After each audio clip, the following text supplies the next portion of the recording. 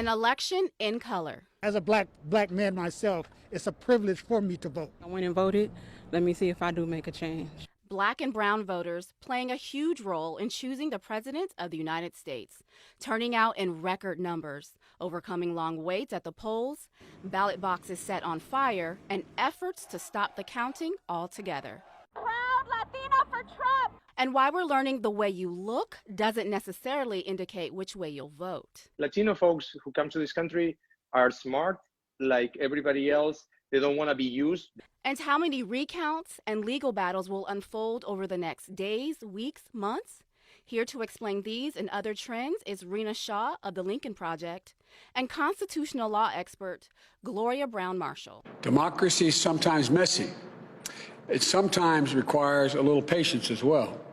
But that patience has been rewarded now for more than 240 years. I have been talking about this for many months with all of you, and I've said very strongly that mail-in ballots are going to end up being a disaster. Small elections were a disaster. America divided.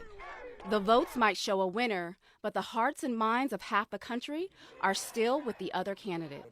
Former White House insider Omarosa Manigault Newman on the surprise, the shock, the hurt, and the healing. Welcome to a live edition of Fox LA's Culture Conversations. Our experts have been with us throughout this entire election season. Gloria Brown Marshall is a constitutional law professor at John Jay College of Criminal Justice, and Rena Shaw is a Republican strategist and founder of Republican Women for Joe Biden. She's also involved in the Lincoln Project. Good afternoon, ladies. How are you? Hi. Yeah, well, thank you. Good. Gloria, I want to start with you. We are in uncharted territory right now. What do you make of President Trump's claims that he's been cheated? Well, it's so funny because the margin by which Joe Biden is winning is the same margin he won against Hillary Clinton. So I think he didn't really understand mail-in ballots. He didn't understand that although he told his people strategically to come to the poll places in person, there had been millions upon millions of votes that had already been cast through mail-in ballots. So we didn't know how many, but now we do, enough to make Joe Biden president. And Rena, Republicans have been fairly silent in the last few days, but now more are starting to speak out in favor of letting the process play out. How important is it for them to do so and sort of use their voice and speak on behalf of democracy? Well, there's no doubt it's very important for our elected leaders in Congress to speak out because we have three branches of government which are meant to check one another. And if Congress doesn't do its job, which means check the president, then they're failing the American people. And that includes Republican members of Congress who are part of the president's party. Look, in 4 years, it's been really difficult for Republicans like myself who've never supported this president from the minute he announced his candidacy. It's been hard for us to find those glimmers of hope in the Senate and the House, those people who will stand up. In fact, during impeachment, we only had one person stand out, stick their neck out and say, I'm for impeachment. That was Senator Mitt Romney. So we've been left to feel like perhaps Republicans won't stand up for truth, for justice, for what is right, the rule of law, everything we really subscribe to as Americans, when they won't really be willing to criticize the president. But what I've seen in the past many hours is a number of senators doing that, being very critical. Again, Senator Romney issuing a very strong statement. Even members of the House, like Congressman Adam Kinzinger of Illinois, a very young member, him saying, look, let the votes be counted. This isn't right. Just sort of telling the president to stop. Will he stop? The answer is no. Mm. And Gloria, you just sort of spoke on this. For months, Trump has been he's spoken against mail-in ballots and encouraged his people to vote in person. And so now what we're starting to see, a lot of these mail-in ballots are coming from Black and brown communities. We're seeing it in Atlanta, we're seeing it in Milwaukee, in Detroit, and Philadelphia. Is his attack, he wants to stop the count. Is his attack on mail-in ballots an attack on Black and brown communities? Well, first, let's just say this. Black and brown voters saved this country. And the reason why there's so much voter suppression against Black and brown voters is because since 1870, when Black men gained the right to vote, they have changed the outcome of elections. And you're seeing it right here, right now. Black women came in force because of the grassroots organizing they've been doing for over 100 years. So what we have here is an attack on the mail-in ballots because we strategically came up with this idea that if you have the mail-in ballot to save yourself from COVID, it would also be a way in which you can have your voice and your protest heard by this administration. And that's what the voter is supposed to do. Let their voice be heard.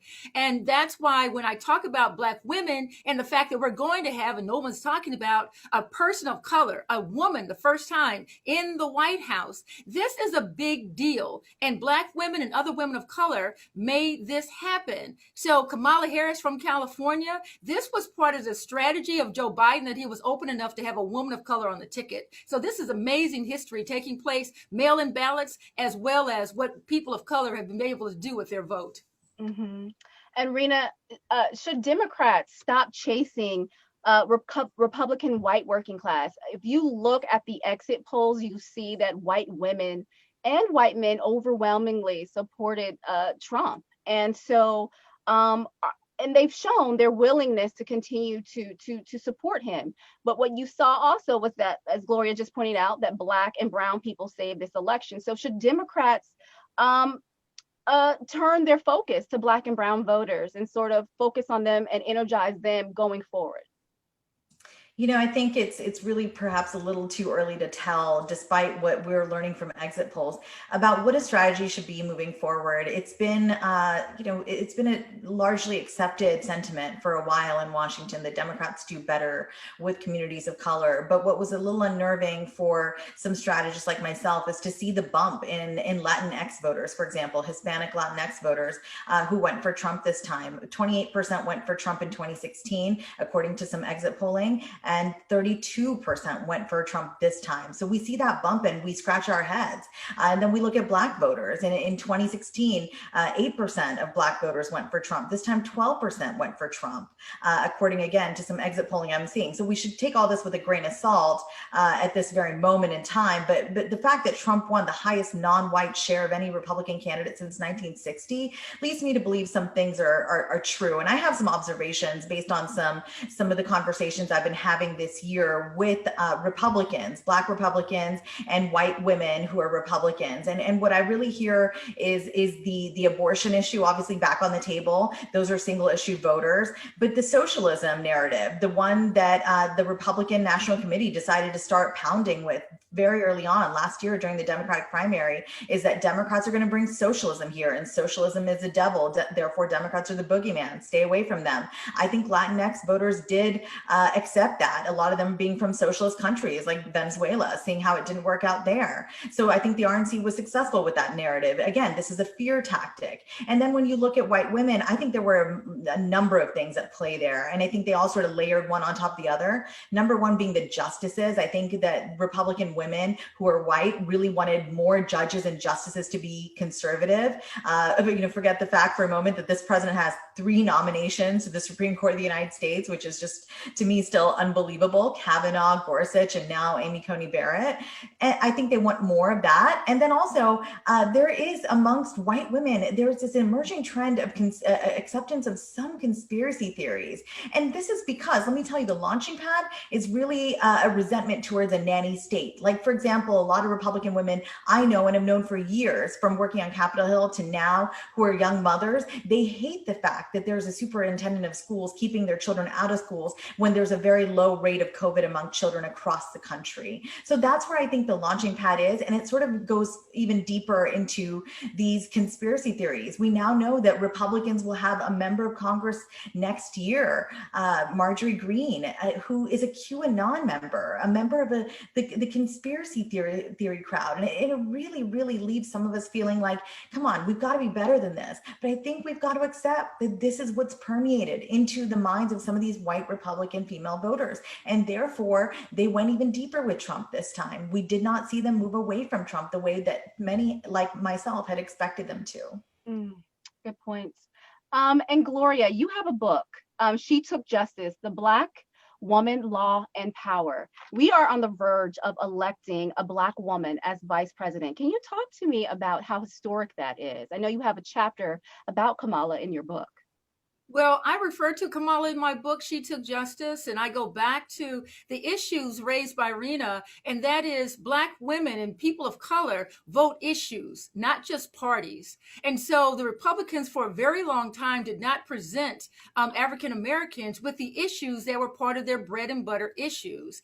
And as we've pointed out, and She Took Justice, we're talking about Black women who, from the time period of the suffragettes, and this is the 100th anniversary of the 19th Amendment and women gaining the right to vote. It's also the 150th anniversary of the 15th Amendment and Black men gaining the right to vote. That emergence of political power took place in the 1800s, where there were Black U.S. senators, Black U.S. representatives in the 1800s. So if people actually knew their history, they would know that my book, She Took Justice, talks to not just the political power of today, but how long they've been growing that political power over a century and a half. For us to understand that Black women have had this grassroots organizing skill that was nurtured up to the point of a Kamala Harris to become the Attorney General for California in the first place.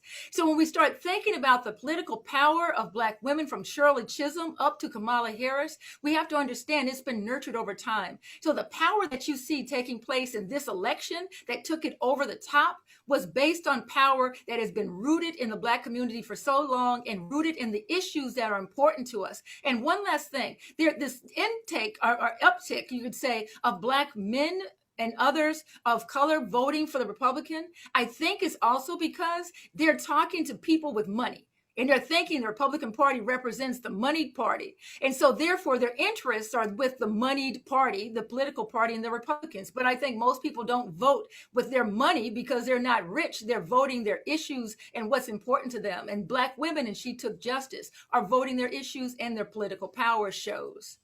Voting their issues. We'll have to leave it there. Thank you so much, Gloria Brown Marshall and Rena Shaw, for your incredible insights.